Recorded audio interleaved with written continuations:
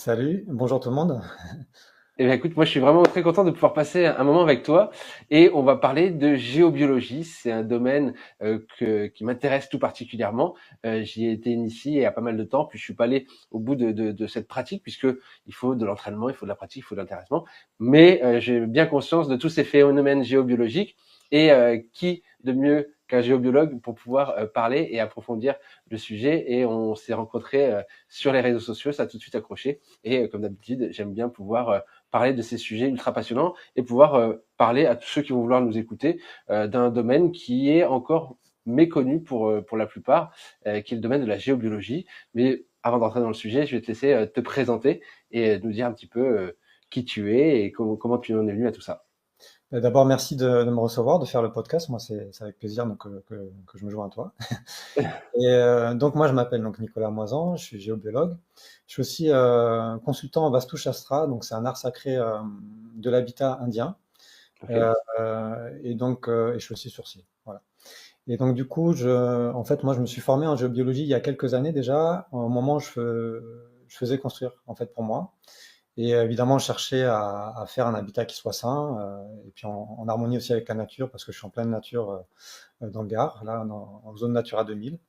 Et donc, je me suis formé pour moi, et en fait, ça m'a passionné. Ça a été vraiment un chemin initiatique.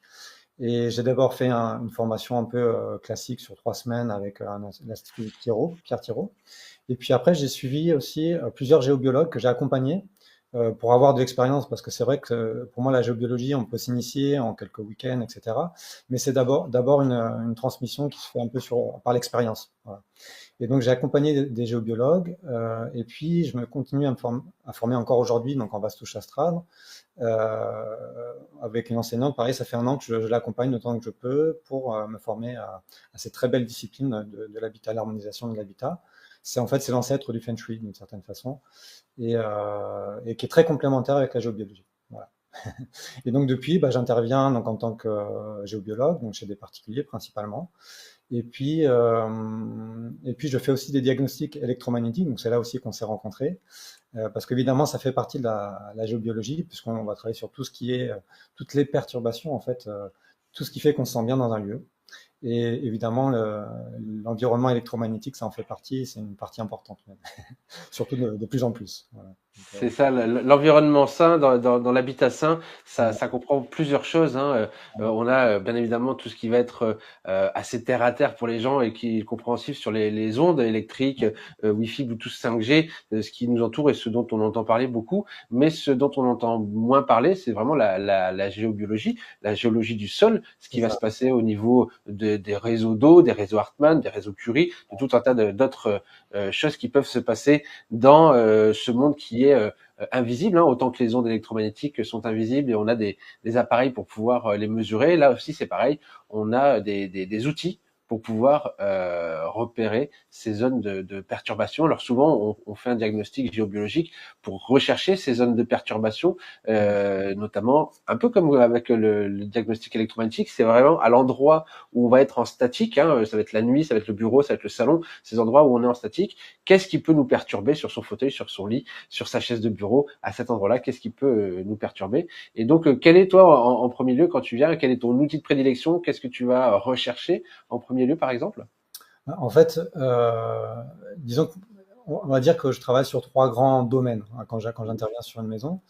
Donc il y a la partie électromagnétique. Et donc ça va à la fois de l'environnement un peu plus global autour de la maison, voir s'il y a des antennes, s'il y a comment dire, des lignes haute tension, ce genre de choses. Et Ouais. puis à l'intérieur de la maison, donc là on a les outils pour travailler dessus. On va travailler aussi sur la partie géobiologie plus naturelle, donc c'est ce que tu disais tout à l'heure. Et là on va travailler plutôt en radiesthésie, euh, Mhm. donc avec des baguettes de sourcier, enfin voilà, des pendules, etc. Donc là c'est une partie plus sensible, on va dire. Et puis je travaille aussi sur la partie un peu plus subtile encore, qui est sur les mémoires des lieux, sur tous les phénomènes voilà, aussi invisibles, autres que la géobiologie naturelle. Et moi là, je travaille aussi parce que enfin, dans mon parcours, je suis enseignement bouddhiste tibétain depuis un peu plus de 20 ans. Et donc il y a certaines pratiques qui sont aussi utilisées pour nettoyer les lieux. Donc voilà, je travaille aussi avec ces aspects-là. Donc ça va des choses très concrètes avec des outils de mesure qui sont objectivables à des choses plus subtiles. Voilà. Donc je travaille sur ce panel de choses et puis j'interviens aussi, donc, comme je te disais, en Vastu Shastra. Donc là, c'est encore une autre lecture des lieux avec l'orientation, la façon dont on répartit les espaces, Mhm. les entrées, etc. C'est un peu comme le yoga de l'habitat, si tu veux. C'est de la même façon qu'en yoga, on va faire circuler l'énergie à l'intérieur du corps. Avec le Vastu Shastra, on va faire circuler l'énergie, le prana, dans l'habitat, pour qu'il y ait la vibration la plus haute, qui soit la plus soutenante aussi pour les personnes qui y vivent et leur activité. Voilà. Ok, donc il y a vraiment tout un tas d'aspects à prendre en compte Voilà. dans l'habitat quand on veut aller vraiment Ouais. au bout de la démarche. C'est vrai que quand on change les meubles, la disposition des meubles dans une pièce, eh bien on ressent des choses différentes. Et parfois on passe pas mal de temps à rechanger les meubles une fois, deux fois, trois fois. Même des fois l'orientation d'un meuble dans une pièce va changer l'harmonie de la pièce et on s'en rend compte sans vraiment s'en rendre compte finalement. C'est toujours assez subtil. Et, euh, Pardon. et donc là, l'idée, c'est d'informer d'abord en premier lieu sur la géobiologie pure, tout ce qui est le côté plus subtil. On en viendra un petit peu après. Et donc, quelles sont les choses qui peuvent perturber finalement une pièce de vie ou un endroit de vie en géobiologie? Hmm. Alors, juste pour revenir sur ce que tu disais, c'est vrai qu'il y a des lieux où naturellement on rentre dans un lieu et on se sent pas bien. Donc là, ça va être assez immédiat et en fonction de sa sensibilité, évidemment. Et donc, bon, là, il y a tous ces phénomènes à décrypter. Et puis, des fois, c'est un peu plus, on va dire, subtil dans le sens, c'est avec le temps qu'on se rend compte qu'on a moins d'énergie, on se réveille le matin, on est moins en forme, ce genre de choses, ou qu'il y a des blocages, etc. Donc, voilà, c'est un peu ça peut prendre différentes formes. Et donc, pour revenir à la géobiologie naturelle, donc les différents phénomènes là qu'on va retrouver, donc en dehors de la partie électromagnétique, hein, on est d'accord, C'est on y ça. reviendra après. Donc effectivement, d'abord, souvent là, il y a l'eau souterraine, donc les passages d'eau souterraine. Donc ça, c'est souterrain, c'est vraiment des choses qu'on rencontre très régulièrement et qui a vraiment un impact assez fort. Alors, en particulier quand on est, par exemple, le lit est sur une veine d'eau, par exemple. Évidemment, ça a un effet dévitalisant. L'énergie va être un peu plombée aussi, hein, dans un lieu où il y a de l'eau au niveau géologique. Et puis, bah, le sommeil est perturbé. Voilà. Ça veut dire que sous notre maison, on a de l'eau qui passe, une nappe phréatique ou quelque chose, de l'eau qui passe sous la terre, alors à une profondeur qui peut être des fois Voilà, 8, 10, 20, 30 mètres, mais ça, ça va avoir un impact au niveau énergétique sur ce qui se passe au-dessus, c'est ça? exactement. En fait, alors il y a différentes choses, mais la circulation, le passage d'eau, le fait qu'il y ait une circulation, ça va émettre en fait un champ magnétique, hein. Ok, Et donc, ce passage-là, il va avoir un effet effectivement à la surface. Et alors, plus c'est profond et plus il y a un débit important, évidemment, plus l'impact va être important. Ouais. ok, Euh, voilà. Et en particulier, comme tu disais tout à l'heure, au moment du sommeil, c'est les moments où on est le plus vulnérable à ce type de phénomène, en fait. Parce que notre corps, naturellement, il a des défenses, en fait, mais qui sont plus souples, on va dire, au moment où on dort. Donc, voilà. et oui. Et donc là, première solution, face à une source de pollution, c'est la non-exposition, on essaie de Exactement. changer le lit de place. Exactement, hein. Donc la chose la plus simple, c'est effectivement de déplacer le lit. Et au moins, enfin voilà. Et après, évidemment, il y a des situations où c'est pas possible. Et là, donc il y a plein de façons de travailler avec ça. Et bon, selon les géobiologues, ils vont travailler différemment. Mais on peut travailler avec des pierres levées. On peut travailler avec des fers à béton ou des cuivres, un peu comme une forme d'acupuncture du sol. Mhm. Donc à partir de l'extérieur de la maison, hein, par exemple, et qui va donc pas déplacer les veines d'eau parce que ça on sait pas faire, mais par contre on peut limiter ou neutraliser l'impact magnétique ou énergétique d'une veine d'eau à la surface. Ok. Ça, Voilà. c'est déjà pas mal de se dire, on arrive Ouais, à ouais, mettre le doigt sur un problème et finalement on peut agir dessus. ouais, et c'est très très net, hein, je veux dire. Enfin moi dans mon expérience que j'ai là quand j'interviens chez des gens, bon bah il y a un passage. Alors souvent les différents phénomènes comment dire, se juxtaposent, hein. Un phénomène seul, bon il y a un impact, mais quand il y a plusieurs phénomènes qui sont ensemble, par exemple, quand il y a à la fois cette perturbation avec l'eau, et puis en plus, bah, je sais pas, il y a des histoires électromagnétiques, bah, ça va amplifier tous les phénomènes. Donc en fait, c'est l'accumulation de différents phénomènes qui fait que vraiment le lieu il devient pathogène, par exemple. Voilà. Ouais. Ok. Voilà. Donc là, la veine d'eau qui passe sous la maison, c'est une chose. Qu'est-ce qu'il peut y avoir d'autre au niveau géobiologie? Alors après, il y a les failles géologiques, alors ça peut être humide, sec, etc. Ok. Ça, c'est un phénomène qui est assez fort aussi. Alors moi, j'habite dans le Gard et donc avec un sol qui est avec ses dégruyères, quoi, et des grottes partout. Et il y a beaucoup de cavités, voilà, ce genre de phénomène. Et donc là aussi, c'est vraiment quelque chose qui est assez fort. c'est assez fort. Ouais. Donc, bon, souvent, les maisons où il y a des failles, même il y a des géobiologues qui appellent ça des maisons à cancer. Parce qu'il y a ce fameux rayon vert, enfin, ce rayon gamma là, qui ressort des failles, donc c'est les énergies de la Terre, hein, qui ressortent à cet endroit-là, et qui peuvent avoir même un impact important même pour la santé. Ouais. Ok. Qu'est-ce qu'on fait à ce moment-là? Pareil, on peut Ouais. déplacer, on peut agir? Alors l'idéal, c'est effectivement de ne pas être dessus, et puis quand c'est pas possible, on peut travailler pareil avec des pierres levées. Voilà, il y a différentes façons de travailler dessus. Ouais, tout à Ok. fait. Ouais. Bon. En Vastushastra, on va travailler par exemple avec des petits cubes de marbre, par exemple. Voilà, Ok. voilà. Donc il y a différentes façons d'aborder. Et ce qui est intéressant d'ailleurs, c'est de voir que selon les traditions, alors dans le Feng Shui, dans la Vastushastra, en géobiologie, voilà, il y a différentes façons de travailler. On va retrouver les phénomènes, si vous voulez, en fait, on va les retrouver dans toutes les traditions. Et la façon de travailler avec ça, en fonction des approches, va être différente. Voilà. Il y a différentes approches de la géobiologie aussi. Voilà, Oui, et puis des différentes sensibilités par rapport à tous les géobiologues aussi, et exactement. les enseignements et la pratique, hein. Ouais, Il y a tout à fait. vraiment différentes choses. Le but étant de trouver une solution qui fonctionne. Voilà. C'est vrai qu'il y a des approches géobiologiques qui vont être, entre guillemets, plus à ne pas être sur ces phénomènes pathogènes, d'autres qui vont les corriger, les neutraliser. Il y en a qui vont travailler au niveau énergétique. Bon, il y a plein de façons d'approcher ça. Mais c'est vrai que quand on travaille sur des failles, par exemple, pour moi, on est vraiment dans la matière et c'est important qu'il y ait quelque chose qui soit posé. Voilà. Moi, j'aime beaucoup la pratique très terre à terre, hein, à vrai Ouais, dire. J'aime bien que les choses soient assez tangibles et qu'on puisse vérifier ce qu'on fait, ce qu'on dit, et y apporter une réponse matérielle. ouais, J'aime bien cet aspect-là. Moi, en tout cas, c'est comme ça que ça me parle ouais, personnellement. ouais.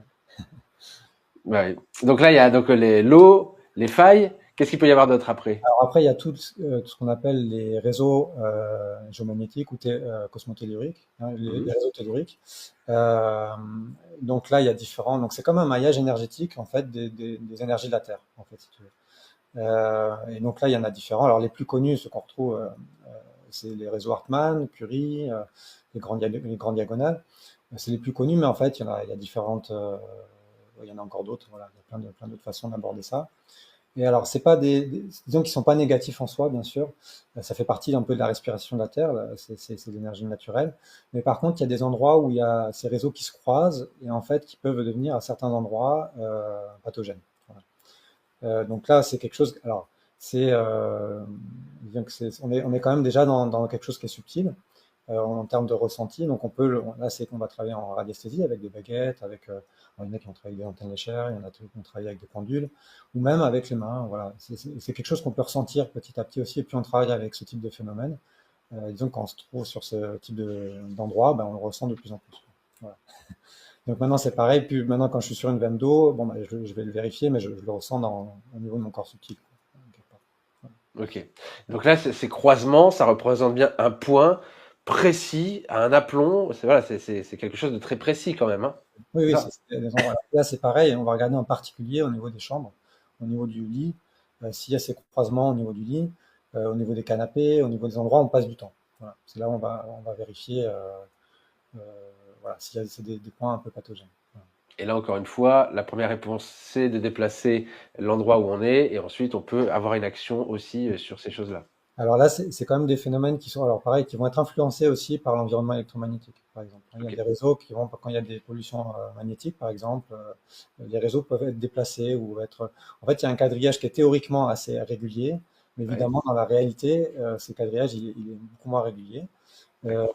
parce que il va être influencé par d'autres phénomènes. C'est quand même des réseaux qui sont assez souples, on va dire comme ça.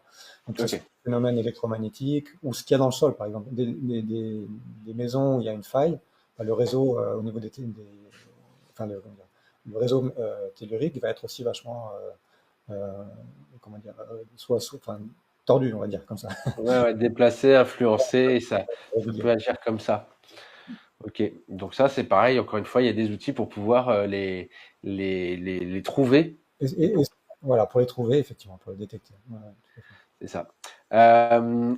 Parle-nous un peu de tout ce qui va être vortex, cheminée cosmotellurique. C'est des choses que j'ai entendu parler aussi. Alors, j'ai pas toute la connaissance sur ces choses-là, mais on peut en retrouver aussi. Qu'est-ce que le genre de phénomène c'est ça? Alors oui, alors dans l'habitat, ce qu'on va pouvoir retrouver un peu plus, enfin, disons plus régulièrement, c'est plutôt les cheminées. Les vortex, c'est quand même des phénomènes qui sont un peu plus rares, on va dire. On va retrouver dans la nature, Ok. mais aussi dans des lieux sacrés ou dans des églises, ou dans la nature à des points particuliers. Surtout quand on va retrouver des dolmens ou des menhirs, souvent c'est un peu aussi ce type de phénomène qu'on va retrouver.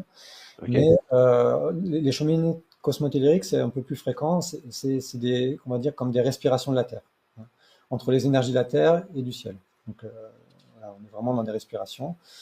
Pareil, elles ont un rôle particulier. Alors, il y a plein de façons d'appréhender aussi ces phénomènes, mais euh, on va dire que là aussi, comment dire, euh, c'est un phénomène naturel. Il n'est pas négatif en soi, mais quand il se retrouve dans la maison, il peut avoir un impact. Voilà. Alors, on parle des cheminées elles-mêmes et puis des bras, un peu, c'est ce qui est, voilà, qui sortent de la cheminée, qui sont autour, et qui peuvent avoir un impact aussi, donc pareil, sur le sommeil, sur le bien-être, l'énergie dans la maison, quoi.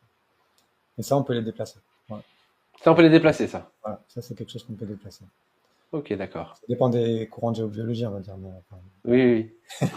Ça en fait des choses quand même, hein. On se rend pas compte Oui, de l'environnement dans lequel on évolue, mais il se passe des choses. Alors souvent, le point d'entrée par rapport aux ondes électromagnétiques, les appareils de mesure qui bipent quand on s'approche d'un fil d'un appareil qui est pas mis à la terre, ça c'est hyper tangible. On se dit bon, l'électricien il a un outil qui lui sert à vérifier. Bon, ça marche et je vois qu'il se passe quelque chose. Après, il y a des testeurs de champ qui donnent des valeurs. On peut utiliser le testeur de tension induite qui donne des valeurs aussi.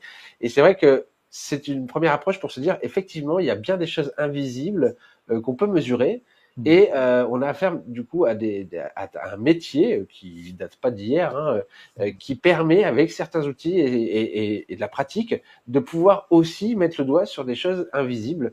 Je sais que pour certains ça peut être assez loufoque, mais moi pour l'avoir vécu, avoir testé, utiliser des baguettes, utiliser un pendule, utiliser tous ces outils-là, effectivement, c'est assez surprenant de pouvoir trouver ou avoir des interprétations face à des choses comme ça.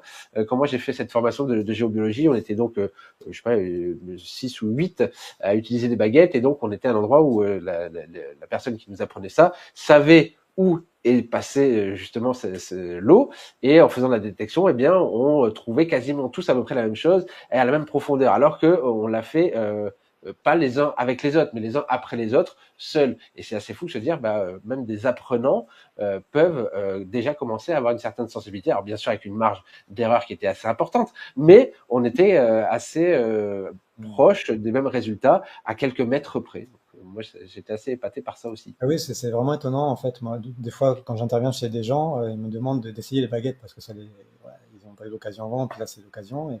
Et c'est assez surprenant comment j'allais dire en quelques minutes, mais en une heure ou deux, on peut déjà commencer à sentir un peu la réaction de la baguette, ou le pendule.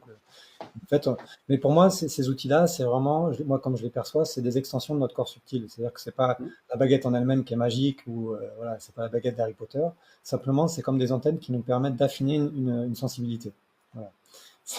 Et en fait, et plus on travaille avec ça, plus en fait, dans notre corps subtil, à chacun à sa façon, on va ressentir ces phénomènes. Voilà. Oui, oui, après, c'est un autre cheminement sur notre propre sensibilité.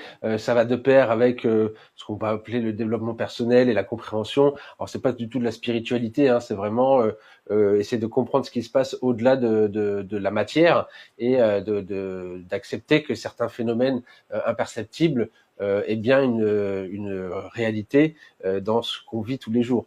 Là, faut vraiment avoir envie d'aller creuser un peu plus loin et de chercher au-delà de soi-même cet aspect-là. On va revenir un petit peu à la compréhension de l'habitat sain. Euh, Toi, quand tu vas faire une intervention chez quelqu'un, donc tu vas chercher toutes ces problématiques qui pourraient. D'ailleurs, est-ce qu'on a oublié quelque chose qui pourrait avoir lieu dans une habitation et dont on n'en a pas parlé au niveau géobiologie? Il y a tout aussi ce qui est de l'ordre des zones de forme, là. C'est-à-dire s'il y a des angles, des choses, enfin euh, comment dire, la forme de la maison, ce genre de choses qui peut avoir. Donc là aussi, c'est quand même subtil, mais alors, par exemple en Feng Shui, quand il y a un angle avec une flèche qui nous arrive dessus, on appelle ça une flèche justement. C'est donc sur notre corps subtil, encore ça a un impact. Voilà, c'est ce genre de Là choses. où il y a une arête, tu veux dire là où il y a une arête? Exactement, voilà, c'est ça. C'est vrai Et que moi, je me souviens, mon grand-père, qui lui faisait des maisons, dans les angles en haut, c'était toujours arrondi. voilà, c'est ça. Voilà. Par exemple, Aujourd'hui, on a des angles parfaits partout, quoi. le fait de les compagnons, par exemple, sur les poutres, ils chanfreinaient les angles pour que justement il n'y a pas un angle saillant et qui soit un peu agressif. Bon, mais ça, c'est des choses que naturellement dans le savoir-faire des anciens, en fait, qui étaient présents, mais qu'on a un peu perdu. C'est vrai que ouais, tout était beaucoup plus arrondi et aujourd'hui nos meubles sont très saillants, tout est très droit et rectiligne, alors que finalement l'arrondi est beaucoup plus naturel que l'angle. Ouais. Bon, je pense à ça. Voilà. Ouais, non, non, mais c'est intéressant de comprendre aussi ces choses-là. C'est beaucoup de choses sur lesquelles on met pas le doigt rapidement, puis si on s'y intéresse pas, on n'y pense pas. Et finalement, c'est quand on se pose un petit peu et qu'on y porte son attention, qu'on arrive à comprendre certaines choses. Ça me fait penser, tu sais, quand je dis aux gens, ils me disent oui, mais les ondes, on les sent pas, on les voit pas. Et je leur dis, bah, écoutez, est-ce que vous avez déjà fait l'expérience un jour où les plombs ont sauté dans la maison? Et puis on s'aperçoit que l'atmosphère est bien différente, quelque Ouais. part un peu plus calme, plus apaisée. Et les gens disent, c'est vrai, effectivement, ça m'est déjà arrivé de savoir que ça avait sauté parce que bah, il y avait un truc qui clochait. Et finalement, ah bah oui, la lumière marche pas, qu'est-ce qui se passe? Ah bah oui. Et ils ont ressenti instinctivement qu'il y avait une atmosphère bien différente. Ouais. Donc on a ces antennes, mais si on les utilise pas et si on les développe pas un petit peu, eh bien on ne s'en sert pas tout simplement. Ouais, tout à fait. Ouais. C'est ça. Donc là, voilà. Donc là, on a fait un peu le tour, non? Moi, j'ai pas Ouais, toute la connaissance, mais c'est déjà pas mal. c'est déjà pas mal. C'est déjà pas mal toutes ces perturbations qui peuvent Ouais. rentrer en ligne de compte. Et donc après, quand tu as fait cette expertise-là, au niveau électromagnétique, alors moi j'en ai parlé dans plein de fois, mais ça m'intéresse de Mm. savoir un petit peu comment toi tu réagis, voir pour comparer un petit peu par rapport à ce que moi je mets en place et Ah. ce que je sais. Alors là, la première chose, c'est que je fais une lecture déjà à partir de cartes ou à partir de géoportails, etc., pour lire un peu l'environnement immédiat. Voir s'il y a une antenne, voir la direction des antennes, quel type de fréquences ils sont. Les lignes haute tension, s'il y a voilà, une ligne 400 000 volts qui a 50 mètres, bah, ça va avoir un impact assez fort. Je veux voir aussi, par exemple, s'il y a une ligne TGV, ce genre de choses, parce que c'est pareil, c'est comme des lignes haute tension. Donc ça, c'est la première chose, plus l'environnement immédiat.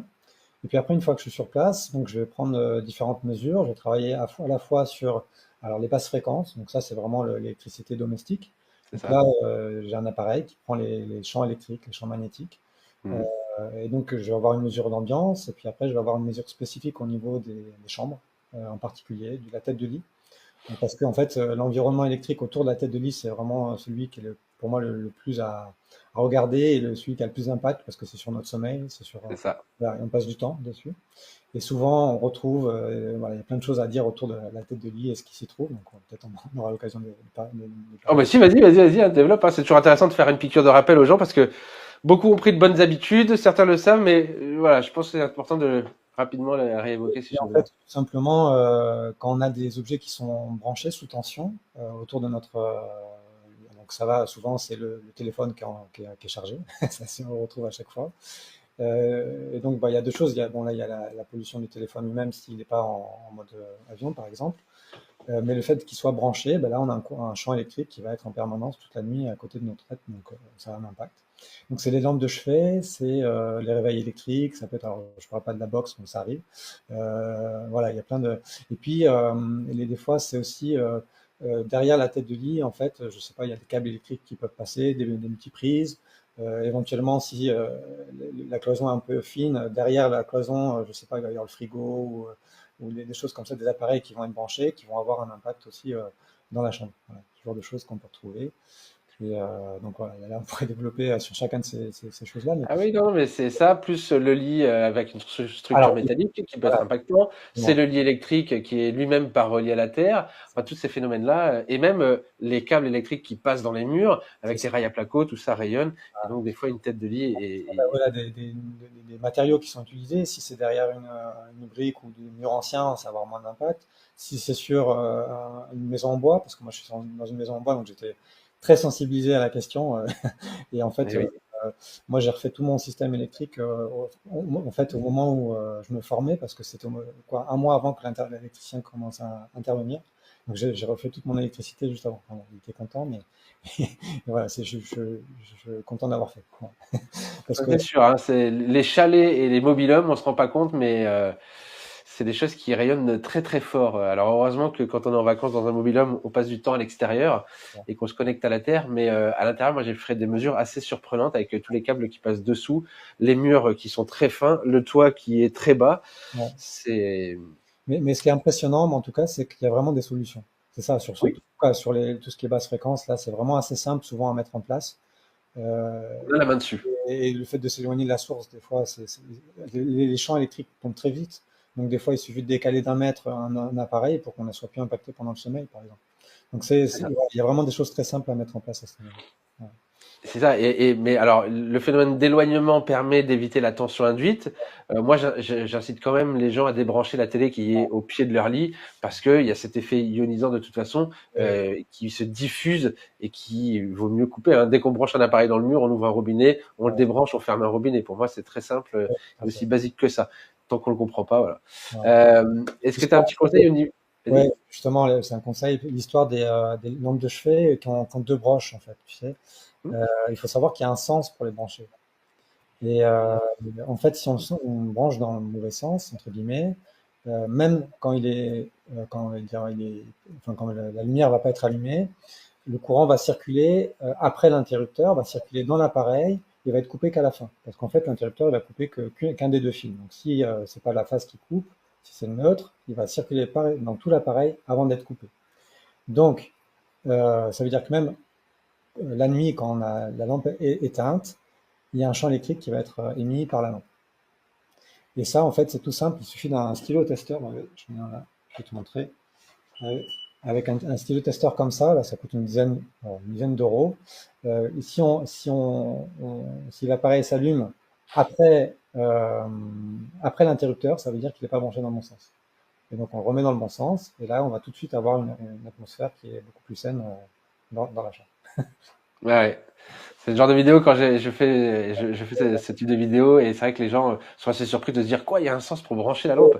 Ça marche. Il n'y a pas vraiment un sens, mais voilà, l'impact du bouton. Alors les jeunes, oui, mais vous avez quand même changé le bouton par un bouton bipolaire. Voilà. Oui, enfin bon, là, il suffit juste de savoir et de mesurer et une fois que c'est fait, quoi. Ouais, mes clients, souvent, ils mettent une petite gommette ou un truc comme ça, un petit signe sur la prise pour savoir dans quel sens se brancher. Mais c'est la même chose pour les lampes dans le salon, parce que on se Et rend pas toujours compte.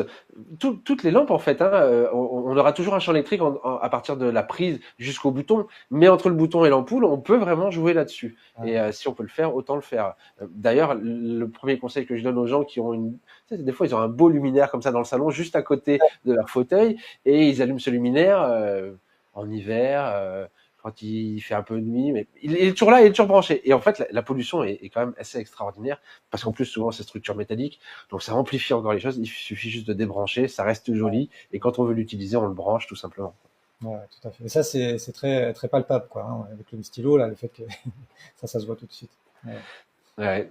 Quel est le genre de réaction que tu as face aux clients ou quand tu leur montres, ah bah regardez, ici il y a ça, ici il y a ça, ici il y a ça. Est-ce que c'est plutôt de la peur ou est-ce que du coup, enfin, Alors, moi je le sais, hein. ils sont un petit peu, qui connaissent un petit peu de certaines choses et tout, mais il y en a beaucoup qui sont très surpris, par exemple, sur l'histoire du sens, là, de prise avec deux broches. Mm.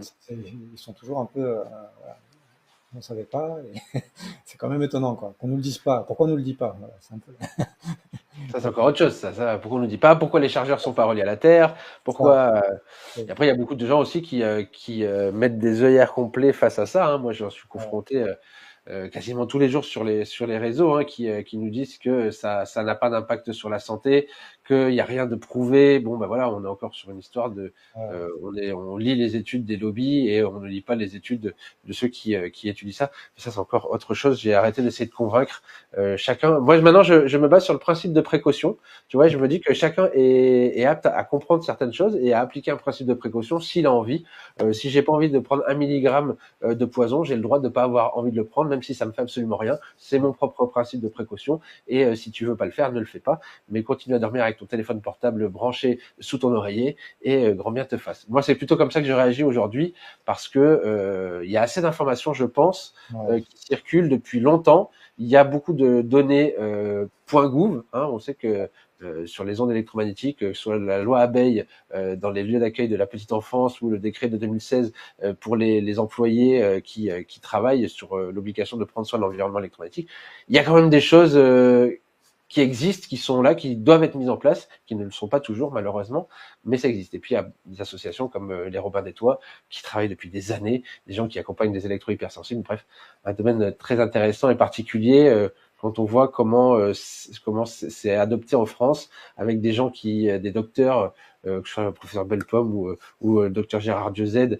qui sont mis de côté ou même mis à mal par le système des docteurs. Hein.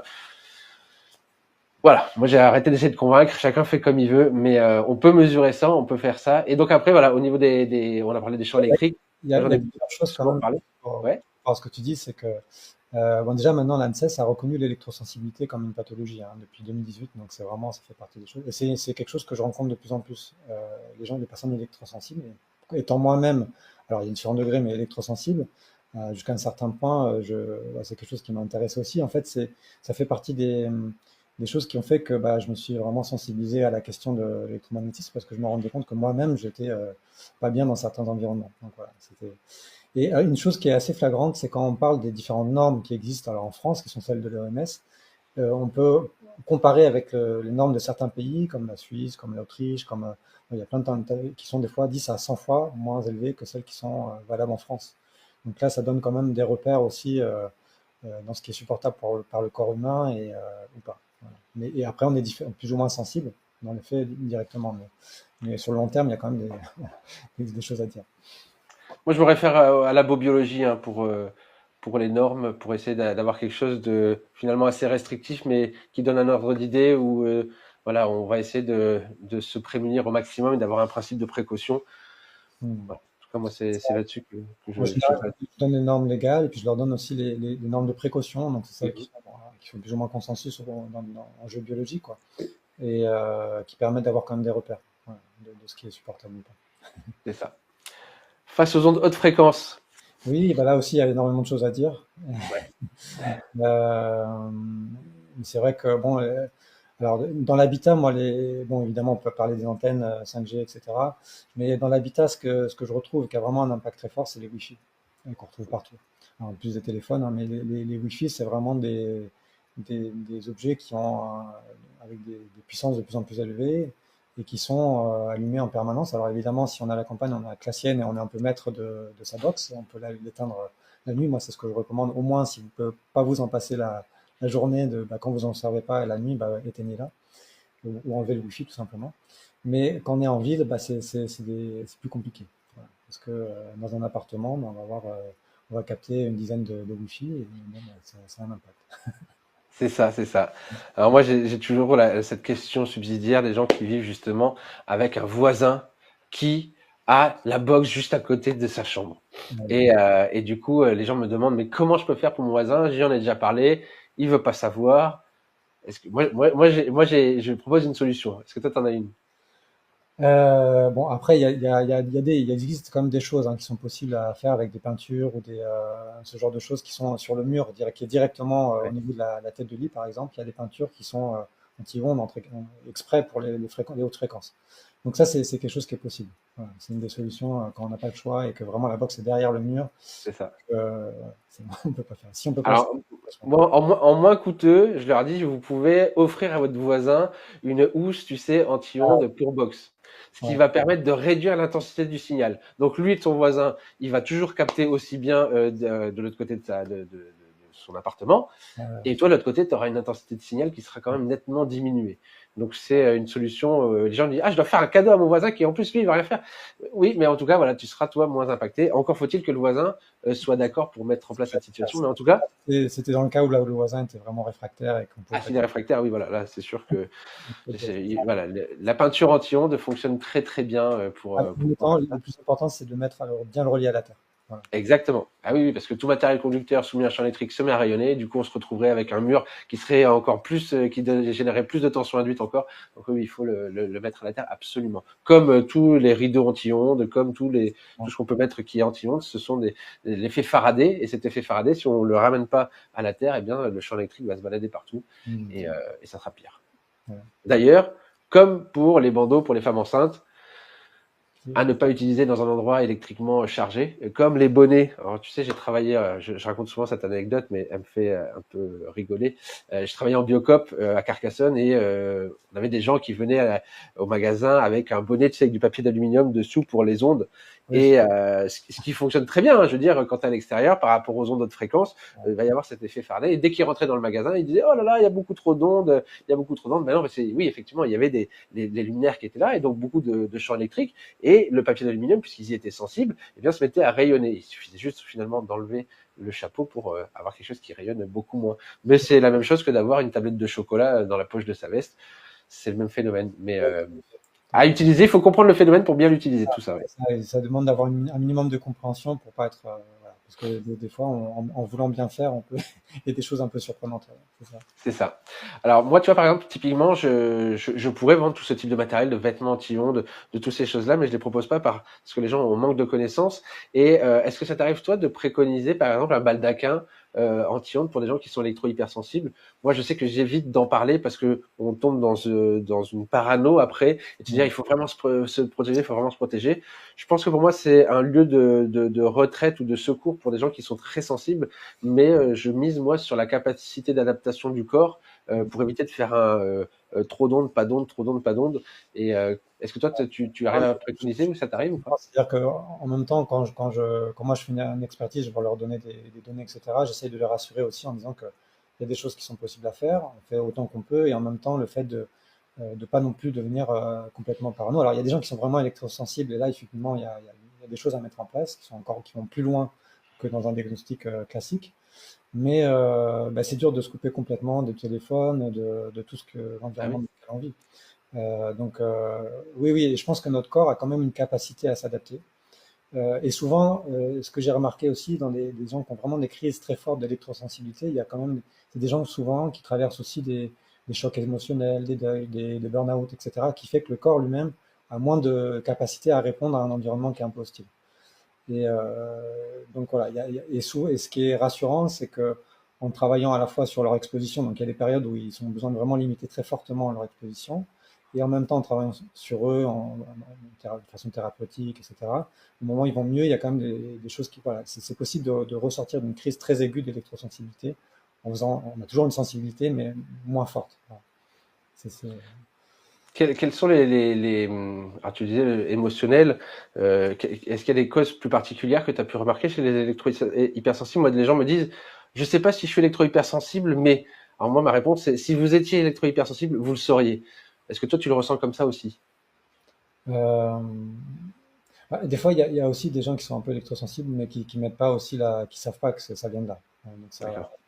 disons que, euh, mais je pense que, disons que les symptômes, enfin, ce qui est un peu difficile, c'est que les symptômes, bah, ça pourrait être des symptômes qui sont liés à d'autres choses, en fait.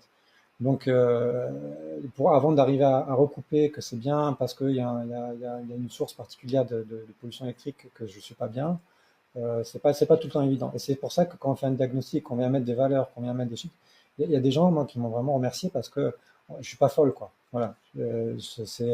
Ok, il y avait quand même quelque chose de fort et c'est pas que dans ma tête. Voilà. Parce que encore une fois, c'est pas forcément reconnu. Un médecin classique, il va pas forcément orienter vers ça, non plus. Tout le Et monde pas au courant, pas informé non plus, hein. est donc, et ça, ça dépend des pays. Il y a des pays où cette pathologie, elle est beaucoup mieux prise en charge et beaucoup mieux reconnue, tout simplement. Et donc, pour les gens qui souffrent de ça, bah, c'est plus facile aussi. Ouais, Ouais. ouais. Il y a un truc dont on n'a pas évoqué et qui revient souvent et c'est quelque chose tu vois, qui revient souvent. Puis à un moment donné, les gens se disent, et le Linky? Ça allait venir de toute façon. Ouais. Ah oui, oui, pour moi, Linky, ça fait partie des choses sur lesquelles je travaille systématiquement. Parce que avec la Wi-Fi, le Linky, pour moi, c'est aussi une des pollutions les plus importantes dans les maisons. Alors, je vais sortir de tout ce qu'il y a autour du Linky, voilà, tout ce qu'on peut dire en dehors de la pollution elle-même. Le Linky, en fait, c'est un transformateur. C'est-à-dire que l'électricité qui sort du Linky, il y a en plus de 50 Hz, il y a l'électricité, enfin, le CPL, ou ce qu'on appelle l'électricité sale, qui va ressortir, qui va circuler sur l'ensemble du réseau électrique de la maison. Donc la pollution, elle n'est pas simplement, enfin, pas vraiment au niveau du compteur lui-même, il y en a un petit peu, mais c'est pas la principale pour moi. C'est vraiment sur l'ensemble du réseau, il y a des ondes pulsées, c'est des choses qui sont assez agressives hein, pour le corps, qui vont rayonner partout dans la maison. Là aussi, en fonction des types de matériaux, par exemple dans des maisons en bois où il y a beaucoup plus de perméabilité au niveau des matériaux, bah là, l'impact, moi, il y a des maisons en bois où il y a le Linky, où s'il n'y a pas un filtre dessus, bah, je suis pas bien, quoi, tout de suite. Je vais le sentir tout de suite, par exemple. Et donc, ce qui est rassurant, c'est que là, il y a quand même des choses très objectives, enfin, comment dire, très concrètes, pratiques à mettre en place. Il y a des filtres voilà, qui existent, qu'on peut mettre sur les filtres eux-mêmes. Il y a différents types de filtres, mais voilà, il y a des choses qui peuvent limiter justement cette pollution d'électricité sale qui circule dans la maison. Est-ce qu'il faut On ça? a, Pardon, on a des filtres au niveau du compteur c'est qui ça. vont arriver, et puis on a des filtres qui sont plus nomades, qu'on peut C'est ça. mettre directement dans les pièces. Hein. J'en parle assez régulièrement, du Panda notamment, hein, de chez Polier, qui permet, ce qui est comme un, un programmateur de machine à laver, hein, cette Mhm. taille-là à peu près. On le Ouais. met dans le mur, et en fait, ce que ça fait, c'est que ça va réduire l'intensité des petites ondes que tu expliques, tu le sais, qui vont sur les grandes ondes du 50 Hz. Mhm. Et ça permet vraiment, en plus, d'avoir des outils de mesure hein, Mhm. où on voit bien avant, après. Est-ce que tu as un conseil pour l'utilisation? Est-ce que c'est quelque chose qu'on peut mettre en place même sans avoir de sensibilité? Plutôt dans la chambre? Plutôt Alors, d'une façon générale, je recommande quand même de le faire au niveau du compteur, mais là, ça demande plutôt un électricien d'intervenir. Hein, c'est pas, on peut pas le faire soi-même parce qu'on touche au compteur. Hein, donc, voilà. Mais par contre, effectivement, il y a des fois où c'est beaucoup plus simple de mettre en place avec ce type de filtre-là, Panda, etc. Euh, et des fois, il faut en mettre deux ou trois pour que ce soit vraiment efficace, c'est-à-dire que au niveau à la sortie du compteur, puis au niveau de la chambre, effectivement. Voilà. Et là, c'est vrai que c'est simple à mettre en place. Donc, ça peut être une solution. Ça n'a pas exactement les mêmes. Il y a certains, par exemple, les onduleurs de panneaux électriques vont aussi émettre de l'électricité sale. Et donc voilà, des fois, il y a certains fils qui vont pas jouer sur toutes les fréquences. Voilà, c'est un peu la limite qu'il peut y avoir. Et ce que je voulais dire, c'est que oui, c'est pas cette électricité sale, en fait, c'est des pics en fait qui sont très irréguliers. C'est pour ça que pour notre corps, c'est difficile de s'adapter. Quand une fréquence elle est régulière, notre corps s'adapte plus facilement. Là, sur les hyperfréquences, c'est des paquets d'informations qui arrivent. C'est la partie intelligente du compteur. Et en fait, cette électricité sale, il y a encore 10 ans, quand les industriels rejetaient ce type d'électricité, ils avaient des amendes parce qu'on considérait que c'était pas simple de le rejeter sur le réseau public. Voilà. Pour une petite anecdote. De- voilà. ouais, c'est les mêmes choses que comment dire avoir internet par les prises de courant. En fait, c'est Oui, le CPL, c'est ça aussi. On a et donc il y a des gens qui augmentent ça, qui sont capables de mettre aussi des répétiteurs Wi-Fi dans les pièces à l'étage. Enfin, on arrive à trouver des grosses sources de pollution. Dans tout ce qui est dans les Airbnb, les gîtes, etc. Pour effectivement, souvent. C'est Dans les ça. prisons. Ouais. Ouais. Voilà. Dernier quid, et pas des moindres, parce que c'est toujours un sujet, le quid du panneau solaire. Les gens me disent toujours, j'ai installé des panneaux solaires Mm. sur le toit, j'ai la maison qui est mansardée, j'ai mon lit qui est juste en dessous. Est-ce que là, il y a des choses à faire, des matériaux qu'on pourrait justement aussi utiliser pour contrecarrer tout ça? Comment ça marche avec l'onduleur? Où est Ouais. le courant alternatif? Où est le courant continu? C'est toujours quelque chose qui est Mm. mécompris. Oui, c'est une bonne question. Enfin, pour moi, la pollution en termes électriques, en tout cas, principale, c'est au niveau de l'onduleur. C'est-à-dire que Ouais. l'onduleur, et puis pareil, l'électricité, en fait, le fait de transformer un courant, attends, courant continu en courant alternatif, voilà. Là, à nouveau, dans le réseau électrique domestique, il va y avoir cette électricité sale qui va circuler. Voilà. Donc c'est là que ça a le principal pollution pour moi. Le panneau en lui-même, c'est pas ça qui va avoir le plus d'influence, même si là, ça a un autre niveau plus subtil. Pour moi, le fait d'avoir vraiment un panneau vraiment au-dessus du lit, par exemple, au niveau des énergies du ciel et de la terre, ça peut avoir un impact. Mais là, on est sur un autre domaine. C'est pas au niveau des pollutions électriques. Ok, d'accord. Ok. Ouais. Oui, donc finalement, il y a aussi cet effet. Hein, moi, je vois certaines personnes qui ont très peur de choses qu'ils ne connaissent pas et qui se font des films sur des choses et ils se disent ils ont des a priori. Et donc des fois, il faut essayer de bien comprendre le phénomène pour éviter de somatiser sur certaines choses. Je crois que c'est aussi très important Et- d'apporter de la compréhension autour de ça parce que des fois il y a des mécompréhensions et des gens qui moi m'appellent avec des peurs paniques de choses ou qui ont vu sur internet, qui ont lu quelque chose, qui ont entendu quelque chose et qui finalement se font peur. Hein. Le but c'est vraiment pas de se faire peur, hein. euh, C'est vraiment de comprendre tout ça pour justement agir avec bon sens. Hein. Oui, puis quand on commence dans cette zone de panique, souvent, bah, on commence à avoir des symptômes en plus. C'est ça, aussi. parce que notre corps est un peu réagit d'une façon ou d'une autre. Non, c'est vrai que c'est faux. Il y a des choses à savoir, il y a des choses à mettre en place, mais il faut aussi pas tomber pour moi, c'est important de pas tomber dans quelque chose de trop extrême dans l'autre sens. C'est Ouais. ça, c'est ça. Bon, alors sur le dernier point de la géobiologie, ce qu'on parlait sur le côté un peu plus subtil, qu'est-ce que tu vas pouvoir arriver à détecter? Alors, tu parles de la mémoire des murs, essayer d'aborder un petit peu le sujet pour avoir la compréhension de ce qui peut se passer. Moi, par exemple, j'ai acheté une maison de 1975 où il y a eu un seul propriétaire, toute une famille qui a vécu. Voilà, quand on arrive dans ce type de maison, qu'est-ce qu'on doit faire? Qu'est-ce qui a pu se passer? Qu'est-ce qui peut rester? L'histoire des mémoires, en fait, c'est assez simple. C'est-à-dire que quand il y a des choses des émotions qui sont vécues dans un lieu, alors plus elles sont fortes, plus elles sont répétées, plus elles vont s'imprégner dans la matière. Enfin, c'est comme ça que je le comprends.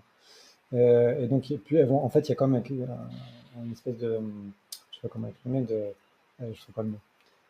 Enfin bref, il y a un résidu, voilà, énergétique qui va rester dans le lieu. Évidemment, bah, en fait, c'est comme si on est avec quelqu'un qui ressent une émotion. Si on est un peu sensible, on va ressentir son émotion. Et un lieu où il y a vraiment des choses importantes qui sont, enfin, fortes qui sont passées, bah, ça va rester. Donc, quand on est dans celui-là, on va être imprégné par cette émotion quelque part. C'est un peu l'idée. Donc, plus c'est fort, voilà, il y a dans des cas extrêmes où il y a des violences très fortes, etc. Bah, on arrive dans un lieu, on se sent pas bien tout de suite. Donc, ça peut être de la tristesse, ça peut être la colère, ça peut être voilà, de la peur, ça peut être ce genre de choses. Et plus là, c'est pareil, on est plus ou moins sensible, hein, il y a des gens qui sont plus ou moins sensibles. Euh, mais il y a des lieux, voilà. Alors, ça va de choses très fortes ou simplement une famille qui a vécu là. Alors, c'est dans les deux sens, hein, les mémoires. Ça peut être des choses très, un peu fortes négativement, entre guillemets, et des choses positives. Un lieu où il y a eu une famille qui a vécu avec beaucoup de joie, etc., ben, on arrive, on se sent bien. C'est dans les deux sens. Ce qui est difficile des fois, c'est de faire la part de chance entre ce que je ressens, ce qui m'appartient, ce qui m'appartient pas. Voilà. Et après, comment on travaille avec ça? Et ben dans toutes les, alors il y a les mémoires qui sont vraiment comme ça dans les murs, hein, et puis il y a les mémoires des lieux. Donc là, c'est des mémoires qui sont plus anciennes. Il y a l'histoire du lieu. Voilà. Même avant qu'il y ait une construction, par exemple, on parle des anciens champs de bataille ou des choses comme ça. Là aussi, il peut y avoir aussi un impact sur la qualité de l'habitat, quoi, de l'énergie de l'habitat. Évidemment. Si vous vous baladez, je sais pas, dans certains châteaux, dans les catacombes, etc. Bon, il y a des fois, on ressent des choses voilà, qui peuvent être assez fortes. Voilà. Ok, ok. Bon là, c'est pour ceux qui comprennent ces phénomènes et qui ont envie d'aller un peu plus loin. Voilà, on a Voilà, des c'est effets de encore, poltergeist sur les champs de Verdun. Voilà, il y a beaucoup c'est de ça. gens Voilà, c'est qui ça. ont. Mais c'est encore différent hein, du fait d'avoir des entités. Là, je parle vraiment de la mémoire. C'est encore autre chose. Voilà, la mémoire. Donc c'est l'ambiance finalement. Ce qui Mm. pourrait arriver aussi dans une maison neuve, c'est-à-dire quelqu'un qui fait construire une maison, ils y vivent pendant 4 5 ans et revendent leur maison. Finalement, les murs se sont déjà imprégnés de ça. Euh, alors, il y a, je sais pas pourquoi je pense à ça et du coup je vais le dire.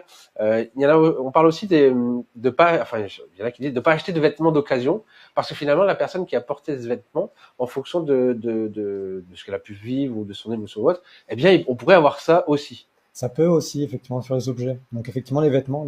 Alors, souvent, quand je travaille sur des lieux, comment dire, les dressings, c'est des endroits où bah, c'est assez chargé en Ok, termes d'émotions, en termes de choses, parce qu'effectivement, là aussi, ça imprègne. Bon, après, il y a des choses d'occasion qui sont très bien. Je suis pas contre l'occasion en général. Hein, voilà, il faut sentir. On ouais, peut développer une sensibilité avec ça. Et puis, pareil sur les meubles et les lits et les matelas en particulier. Ça m'est arrivé de faire enlever des matelas de certains endroits. On peut nettoyer, on peut faire des choses, mais des fois, un vieux matelas où il y a une personne qui a passé sa fin de vie, mais vraiment avec une souffrance, avec une maladie, avec une dépression, bah ça a un impact. Enfin, c'est comme ça que je ressens en tout cas. Ça a un impact sur la personne qui va l'utiliser après. Ça peut- ok. Et là, concrètement, les gens qui nous écoutent et qui se disent, putain, il y a des trucs que j'ai pas fait, j'achète sur des choses sur Vinted, qu'est-ce qu'ils peuvent faire? Ils vont pas jeter toute leur armoire? Est-ce qu'il y a quelque chose d'assez, Enfin, quand on travaille sur les mémoires, donc si c'est des mémoires qui sont un peu en surface, qui sont pas très fortes, etc., il suffit des fois de passer un encens, voilà, alors, il y a plein de façons de nettoyer ça. Hein. Ouais, je pense à un encens, hein, par exemple, mais il y a différents types d'encens. Mais après, sur des mémoires qui sont plus fortes sur des lieux, ça suffit pas. Donc, des fois, on entend des recettes magiques. Ouais, juste, il suffit de passer un peu d'encens dans la maison et c'est bon, il n'y a plus de mort. Bon, sur des choses plus fortes, il y a dans toutes les traditions spirituelles, on va dire, il y a des pratiques un peu plus fortes qui permettent de travailler sur ce type de phénomène. Ok. Bon, bah, vraiment, on a fait une approche globale de tout ça, de l'habitat sain finalement. Hein. C'est pas aussi simple et en même temps, une fois qu'on connaît, eh bien, on sait qu'il y a ça, plus ça, plus ça, plus ça, plus ça. On arrive à faire un diagnostic. Où est-ce que tu interviens, toi, en France? Alors moi, je suis dans le Gard, Ouais. au nord du Gard, à la frontière avec l'Ardèche. Donc principalement, j'interviens dans les 2 heures autour, dans la région, donc ça va jusqu'à presque Aix-en-Provence, on va dire, Montpellier, et voilà, en Lozère un petit peu, en Ardèche, dans cette Oui, tu es région. au sud de Lyon, presque Grenoble. Pas, ça m'est pas arrivé. Pas jusqu'à Grenoble, ça fait loin parce que Et c'est après, montagneux. je profite aussi de moi des voyages, des déplacements que je fais personnellement pour faire des fois d'intervenir. Donc ma famille est dans la région d'Angers, donc dans le Maine-et-Loire, voilà. Donc et puis des fois entre les deux, autour de Clermont-Ferrand, ça m'intéresse, ça m'arrive d'intervenir. Et puis j'ai ma belle famille à Marseille, donc pareil, j'interviens aussi dans la région. Ok, Juste avoir un peu super. de terre, voilà, c'est un peu principalement. Donc là, si on veut te contacter, moi je sais que tu as une page Instagram puisque c'est Oui, à partir de là où on t'a trouvé. Tu fais du contenu que j'aime beaucoup et beaucoup de gens te suivent pour un compte sur la géobiologie. C'est pas toujours évident. En tout cas, moi j'en connais quelques-uns et c'est toujours très très intéressant. Comme quoi, il y a quand même un vrai engouement et une vraie science. Hein. C'est pas de l'atypisme. Donc vraiment, moi j'encourage tous ceux qui nous écoutent à s'intéresser à la géobiologie, à aller voir ce que toi tu proposes sur ton site internet d'ailleurs. merci. Oui. Effectivement, oui, j'ai un site internet aussi. Bon, la partie la plus vivante, c'est sur mon Instagram. Voilà. Il y a plus de contenu mis à jour. Sur mes prestations, c'est un peu plus sur mon site internet. Oui, bon, moi je suis pareil. Hein. Instagram, c'est plutôt une vitrine, et puis après il y a le site internet qui permet de trouver toutes les actions concrètes. Donc, ouais, bah, écoute, en tout cas, merci pour tout cet échange, parce que bah, moi j'ai appris quelques trucs quand même, dont Merci à j'étais pas toi. tout à fait à jour sur certaines choses, et j'espère que ceux qui nous ont écoutés ben, auront envie d'aller un petit peu plus loin, de comprendre, et s'ils ont envie de te joindre directement, peut-être en message sur Insta ou directement par mail. Par mail, voilà, sur ma page Instagram, j'ai mes coordonnées. Donc, Ok. voilà, par téléphone, par mail. Dernière question quand même, est-ce que toi tu pratiques le earthing? Oui, alors, et et pas plus longtemps que ça, en fait, ça fait longtemps que j'en ai entendu parler, mais on m'a offert récemment un tapis earthing et donc j'ai expérimenté un peu plus. Ça m'intriguait depuis un bout de temps et j'avoue que je suis assez convaincu par ça. Je trouve que le principe est chouette et de toute façon, le fait qu'on soit pas relié en permanence à la Terre, je pense que c'est quelque chose qui explique beaucoup de nos inflammations, nos problèmes de santé. Et ben, une bonne solution pour, à défaut de pouvoir être en connexion permanente à la Terre, voilà, de pouvoir utiliser ces tapis, par exemple. Bah écoute, merci Nico.